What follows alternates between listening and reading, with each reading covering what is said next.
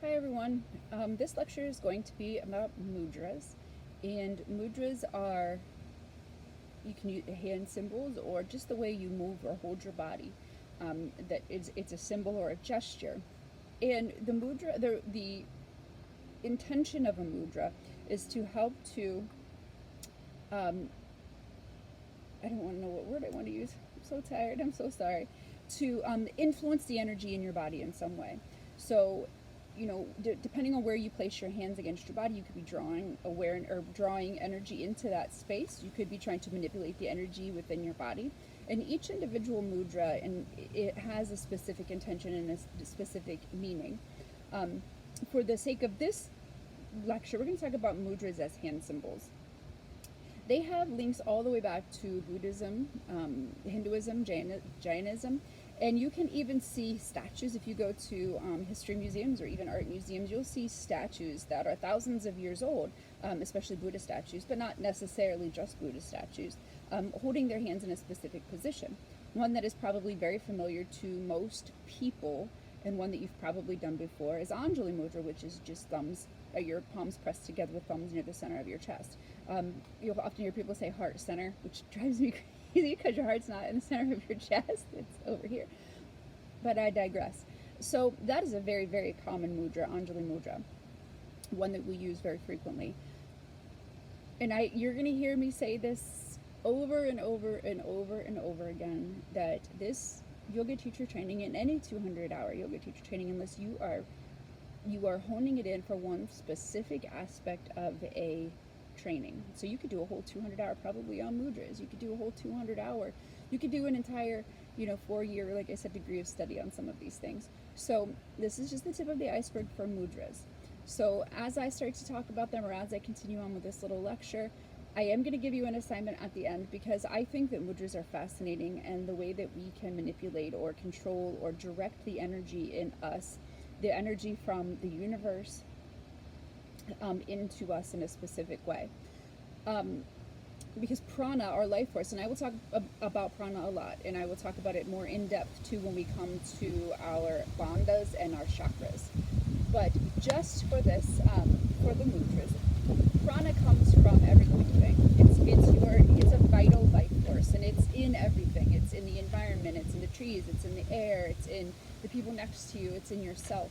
And we draw energy into our body through the food we eat, through the activities that we pursue, through being out in nature.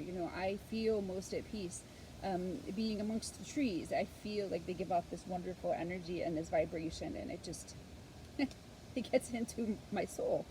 That sounds silly, but I've come to be okay with feeling like I'm saying silly things most of the time, because I just explain how I feel now, instead of keeping it all trapped inside. So mudras will facilitate the flow of energy in the subtle body and enhance the journey within. They help to increase the level of concentration, and they're used very, very much in meditation or in seated postures. Yes, we can use mudras in our physical practice while we are moving through our postures, but most of the time they're used while you're seated. Like I said, you'll see statues from the East have been, pictured with these for thousands of years. And then I recently, and coming back to the history of yoga, where I want to explore more, it said that hieroglyphs are shown with people using mudras and performing these physical postures, the asanas. So again, just another direction my study needs to go. But I will keep researching and get back to you on that, because I have some conversations coming up that I'm really excited about. Mudras can be considered a seal, a mark, or a gesture. It's a symbolic ritual gesture in Hinduism and Buddhism. Most involve just the hands and fingers, but some use the entire body. In yoga, it's usually hand gestures used in conjunction with pranayama, which is our breath work, or using the breath to control our energy, or pranayama, it's the breath work, and are generally done while seated in Padmasana or lotus pose, or Sukhasana. Padmasana is not always easy, not a comfortable posture for most people, so Sukhasana, or just your easy seat. You can, practice meditation and practice some of these while you're lying down as well. You could also Vajrasana in your in your thunderbolt pose, you could also do these too. They stimulate different parts of the body involved with breathing, and they affect the flow of energy in the body. So we have 5 fingers on each hand, and each finger is representative of some part of our environment. We'll call it the five elements of the body. So hold on, where's my paper that has the, here we go. Didn't want to lose it. Your thumb is representative of fire. Your index finger is representative of air and individual consciousness.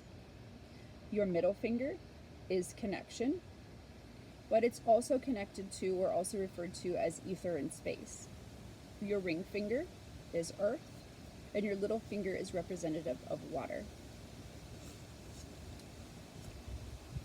So all 5 elements are represented in the body, but also in our environment. The 5 fingers have the characteristics of the 5 elements.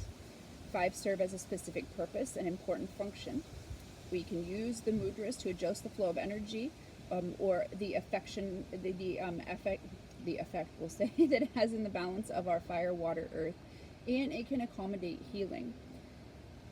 We use Anjali Mudra as an offer and salute. Namaste is actually a greeting, which is, it's kind of a weird thing that we use namaste at the end of our class, but it is acknowledging, that I just encourage you to look up the definition of namaste. So I'm going to give you 2. I want to give you 2 assignments. It tries to offer balance and harmony, both mentally, emotionally, physically. So to bring everything in alignment, which has always been, the goal of yoga. So depending on, your finger configuration, what fingers are you bringing together? There's all kinds of mudras. There's, interlocking ones. There are some very specific ones. There was one that I used the other day in a practice. You bring your ring finger and your pinky come together, the middle and index finger press together, and then you tuck your thumb in. And I took a yoga class from Marissa. If you have not taken a Marissa class yet, I highly encourage you to. She teaches for the studio on Friday morning at 6 and Friday afternoons at noon. She is an amazing instructor, very, very insightful, and very in tune to... My neighbor is yelling very loudly on her phone.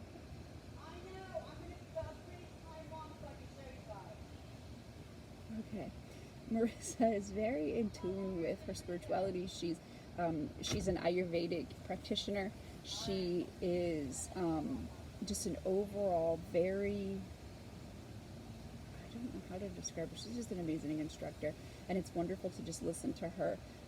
She has very deep knowledge of yoga and Ayurveda and how to heal your body according to your dosha, and just take her class. But she used that mudra the other day, and I really, really enjoyed it. I liked that connection that I felt to it, and as she explained it. So my assignment for you is to look up mudras, and not using this one, but finding another one. And you could read, there are books and books and books written about mudras, and we could study them for a long time, and which ones would work best to aid you in your practice or facilitate your practice or help with an ailment that you're having. But I would like for you to look up one mudra. And I know we're going to meet, so I'm filming this on Friday. I don't know what the date is today, the 26th. I'm meeting with you all tomorrow, the 27th. But I know you won't have this in time for that. So the next time I meet with you, I would like for each of you to present to me one mudra, or present to the class, the rest of us, all of us, one mudra, the meaning of it, why you chose that one, and how it pertains to, why did it interest you? Why did you pick that one? And I would also like for you to look up the definition or the meaning, I don't want to say definition, but the meaning of namaste. And because the meaning behind it is significant and it's meaningful to me, and I do use it to close my practice, and there are a lot of people that don't. But just look up what it means, and just we'll report all back together when I meet with you again, probably in a couple of weeks. I'm not sure. Maybe it's the week after next. I don't know, because the 4th of July.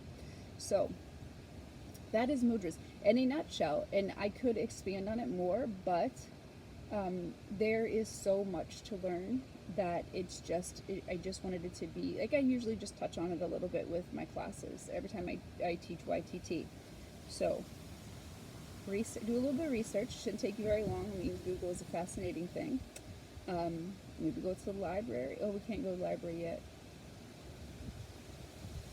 You know how to do your research. So find one for me, report back, and report back on Namaste.